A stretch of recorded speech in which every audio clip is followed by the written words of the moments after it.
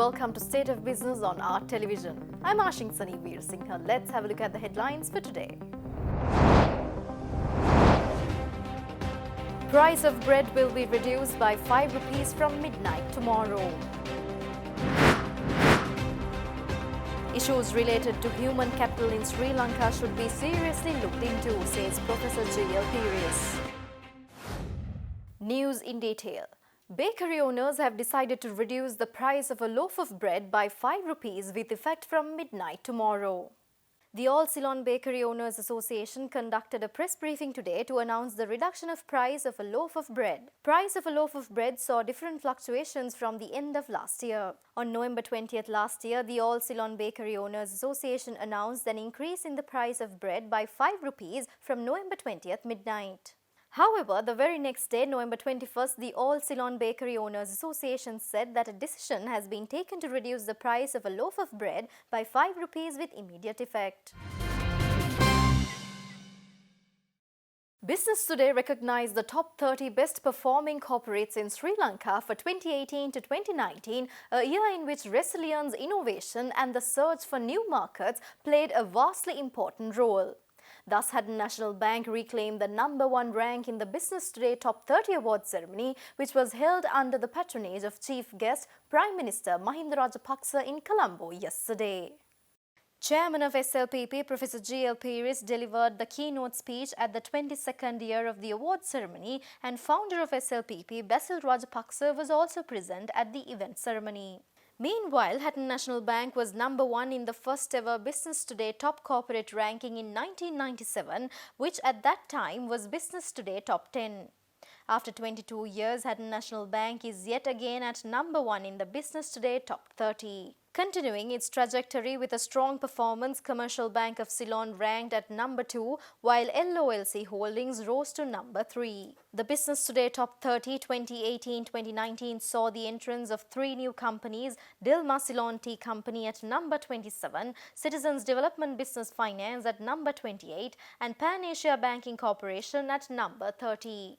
The Business Today Top 30 is based on published information of companies listed in the Colombo Stock Exchange and social considerations. The companies have been selected on the basis of their performance recorded during the financial year ending December 31st, 2018 and March 31st, 2019 with the assistance of KPMG Sri Lanka. Scholar and chairman of Sri Lanka Podujana Peramuna, Professor J.L. Peiris stresses that Sri Lanka should seriously look into the issue related to the country's human capital, claiming that it is one of the main resources in the country. Professor J.L. Peiris made these observations delivering the keynote speech at the Business Today Top 30 Award ceremony, which was held last night. The important thing that the government of the day needs to do for business is to address the whole issue of human resources. If you ask me what is the most important single strength of Sri Lanka, I would answer without hesitation that that consists of the unique caliber of the island's human resources. But today we have a major problem that people who are educated naturally entertain high levels of expectation. And if they find that the social order does not deliver even at a basic level, and notwithstanding their academic qualifications, if they fail to obtain employment which assures them of a decent standard of living and the ability to live with dignity in their native land, then the inevitable result is social disquiet and frustration of a high order. This is a country which has paid an exorbitant price for 2 youth insurrections during the last few decades. We have therefore to make certain that people who are educated and who are turned out by the system have a legitimate expectation of obtaining gainful employment in this country. Speaking further, Professor J.L. Peiris highlighted that Sri Lanka has the potentiality to raise the value of the ICT sector to $3 billion from current $1 billion. Dwelling upon the measures to boost the country's businesses and investments, Professor J.L. Peiris noted the importance of having a simple yet a modern legal system in solving commercial disputes. I think it is worth mentioning on this occasion that the information technology industry in this country is at the moment worth approximately $1 billion US dollars, but it can easily be elevated to the level of $3 billion US dollars. So this is one of the main things that the government needs to do to ensure that the development of our human resources is in consonance with the needs of the private sector and the economy as a whole. One other point that is worth making is that if we want serious investment into this country, if we want the business community to prosper and to make its contribution to the national economy, then we have to pay some attention to the judicial system. Conventional litigation before the established courts of the country is not really the most effective way of resolving commercial disputes. This is because of delay, expense, and technicality. We have therefore to look at other informal methods of dispute resolution, such as arbitration, conciliation, and mediation. I have no doubt that if these fields are adequately developed, that will administer a very powerful impetus to the development of business and industry in this country. Stay tuned for more news after this short break.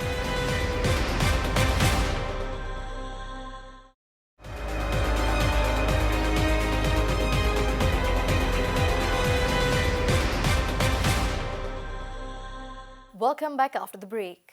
Officials from the Tourist Hotels Association of Sri Lanka say that the government assured all the support on tourism industry which was affected by the Easter Sunday attacks and the novel coronavirus outbreak. Hotels Association made this observation yesterday after a meeting with the officials of the Treasury. The Tourist Hotels Association of Sri Lanka met with the Secretary to the President Dr. P.B. Jayasundara, Treasury Secretary S.R. Artigala, Commissioner General of Inland Revenue Nadun Goruge and Sri Lanka Tourism Chairperson Kimali Fernando to speak over the crucial situation which the tourism industry has faced at present. The new government under the leadership of President Gotabaya Rajapaksa plans to attract 5 million tourists and $10 billion in foreign exchange earnings by 2025. Last year, tourist arrivals slumped to 1.9 million from 2.3 million in 2018, and earnings were down to $3.6 billion from $4.3 billion. Secretary to the President Dr. P.B. Jayasundara has agreed to extend the ongoing debt moratorium to the travel and tourism industry by another year from the 31st of March 2020 to the 31st of March 2021. The treatment of travel agents as part of the thrust tourism sector and exempting them from VAT as opposed to an 8% rate at present was also agreed upon in principle. Relief was also given to the industry's outstanding payments to local councils, writing off those as the matter has been before court for several years. Hotels Association President Sanathu Kwatta commended the government for being very receptive to industry suggestions and for assuring fresh relief. The need for new legislation to affect these supportive measures means the industry will have to wait until the conclusion of the general elections.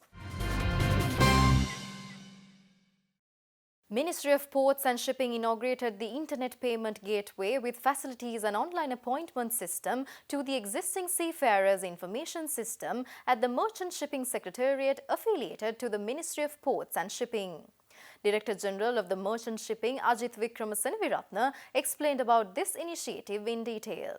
Today we have inaugurated Internet Payment Gateway facility and online appointment system. So from that system, all seafarers Sri Lanka will benefit from that system, and we can reduce the time period and to obtain certificate of competency and certificate of discharge. Based on this system, the recognition of certificate of competency and certificate of discharge will be highly recognized. Research Director of Vedita Research Deshal Dimel stresses that government has gone overboard with the fiscal incentive and that it will not be easy to avoid fiscal slippage since the space for cutting expenditure is limited. He made these observations speaking at a recent panel discussion held in Colombo. The tricky part, I think, is that it's a very significant cut, and it's also at a time when, on a cyclical basis, I believe consumption was already, there was space for consumption to recover, because the economy had gone through a number of shocks out in 2017, constitutional crisis in 18, and the Easter attacks in 2019. There was a fair amount of suppressed consumption that was ready to recover in the first place. So I think a smaller stimulus might have had the desired impacts in terms of driving growth and activity, but the outcome now is a significantly larger tax stimulus than that. It's not going to be easy to avoid significant fiscal slippage because the space for managing or cutting expenditure is quite limited. If you look at the structure of Sri Lanka's recurrent payments, in 2018, for instance, salaries accounted for about 670 billion, interest payments 850, transfers and such as pensions, fertilizer subsidy, etc., again another 470. So those three alone together add up to about just under 2 trillion, about 950 billion. So revenue that year was again slightly below that. If we shave off, I don't know, maybe 2 to 3% of GDP from that, you have a very large hole, and those are not easy things to cut back on. So really, I think what you're likely to see is some kind of delays in some of the capex, or maybe a shift of capital expenditure from state-led spending to private spending. Speaking at the same panel discussion, research head of First Capital Holdings, Dimantha Matthews, stresses that response from China on Sri Lanka's request for a moratorium on loan payments would be more significant to Sri Lanka than the response from India, since debt to China is higher than that of India. Starting off with the debt towards India, I think we have somewhere close to $1 billion of debt towards India. Now, if you take the next 3 years, I think we have actually somewhere in the range of $180 million to $170 million to be paid annually over the next 3 years. So compared to the debt actually that we overall have to pay, Indian debt seems to be a slightly smaller component. However, if you look at the Chinese debt component, it's about 6 times larger than that. So it will be very interesting to look at what China's reaction is going to be for this. Now, I think we have somewhere close to around $6 billion that we have to pay towards China. And if you take this year loan, I think we have somewhere in the range of $600 million. So compared to what we have to pay, now that $600 million number seems to be a sizable amount. So if China is looking at giving us a debt moratorium, I think that would have a significantly positive impact towards Sri Lanka. Stay tuned for stock updates after this short break.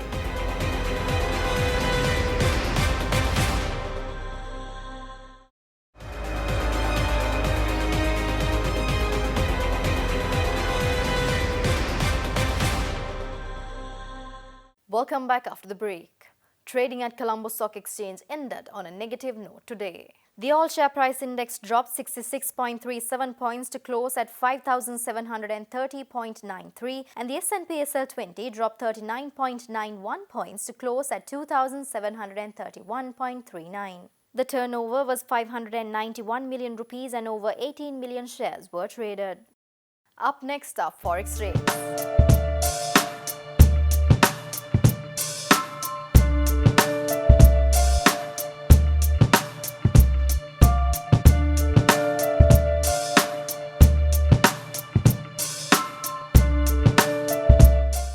With that, we will end today's news. Send us your views, comments and ideas via our email address and our hotline, and also log into our Facebook page to be alert on the latest updates. Join us tomorrow with State of Business at the same time. Until then, take care.